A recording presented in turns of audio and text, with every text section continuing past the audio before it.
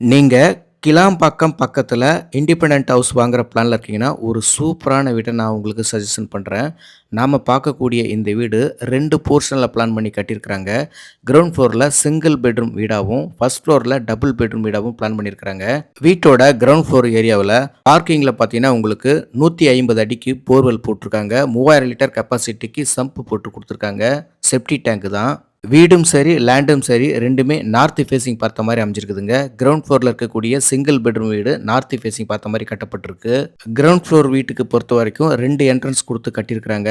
Main gate வழியாவும் உள்ள போலாம். Car parking வழியாவும் உள்ள போலாம். அதாவது நார்த் ஃபேசிங் பார்த்த மாரி ஒரு வாசல், ஈஸ்ட் ஃபேசிங் பார்த்த மாரி ஒரு வாசல்.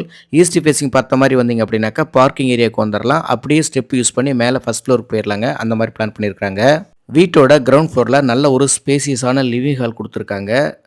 ஹால்லயே பூஜாக்கான்னு ஒரு ஸ்பேஸ் ஒதுக்கியிருக்காங்க. ஒரு காமன் ரெஸ்ட் ரூம், ஒரு ஸ்பேசியஸான கிச்சன், ஒரு பெட்ரூம் குடுத்துருக்காங்க. இதுதான் கிரவுண்ட் ஃப்ளோர் பிளான். அப்படியே நீங்க மேல ஃபர்ஸ்ட் ஃப்ளோர் வந்துட்டீங்கன்னாக்கா, ஃபர்ஸ்ட் ஃப்ளோர் வீடு வாசக்கால் வந்து உங்களுக்கு கிழக்கு பார்த்த மாரி வச்சிருக்காங்க. அதாவது கிழக்கு பார்த்த வீடா பிளான் பண்ணி கட்டியிருக்காங்க.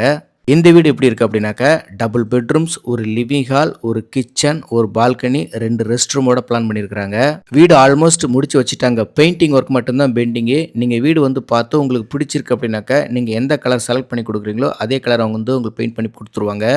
இந்த வீட்டை நீங்க வாங்குறதுனால உங்களுக்கு என்ன பெனிஃபிட் அப்படின்னு நினைச்சீங்கன்னா, 2 வீட்டையுமே தனித்தனியா நீங்க வாடகைக்கு விடலாம். அப்படி இல்லைனாக்கா ஒரு வீட்ல நீங்க இருந்துக்கிட்டு இன்னொரு வீட்டை நீங்க வாடகைக்கு விடலாம். ஏன்னா ஸ்டெப்ஸ் வந்து உங்களுக்கு அவுட்டர்ல தான் கொடுத்து கட்டியிருக்கிறாங்க. இது போல ப்ராப்பர்ட்டி இருக்கா அப்படின்னு சொல்லி கேட்டு கால் பண்ற கஸ்டமர்ஸ் தான் எனக்கு அதிகமா இருக்காங்க. உங்களுக்கு சுருக்கமா சொல்லணும் அப்படின்னாக்கா, 2 கிச்சன் வச்சு 2 ஃபேமிலி இருக்கிற மாதிரி 2 போர்ஷன்ல கட்டுற வீடு இன்னைக்கு ரொம்ப ரொம்ப ரேருங்க. அதுபோல இன்னைக்கு யாரும் கட்டுறதும் இல்ல.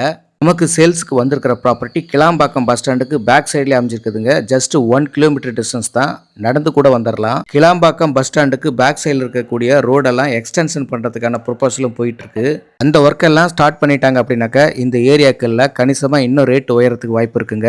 இப்போவே பார்த்தீங்கன்னா இந்த ஏரியாவில் மார்க்கெட் ரேட்டு 6000 ரூபா 6500 சொல்லிட்டு இருக்காங்க. இப்போ நமக்கு சேல்ஸுக்கு வந்திருக்கிற இந்த வீட்டோட லேண்ட் ஏரியான்னு பார்த்தீங்கன்னா 806 ஸ்கொயர் ஃபீட்டுங்க. 806 square feet land area. Building வந்து 1300 ஸ்கொயர் ஃபீட் பண்ணியிருக்காங்க. 1300 square feet total building size.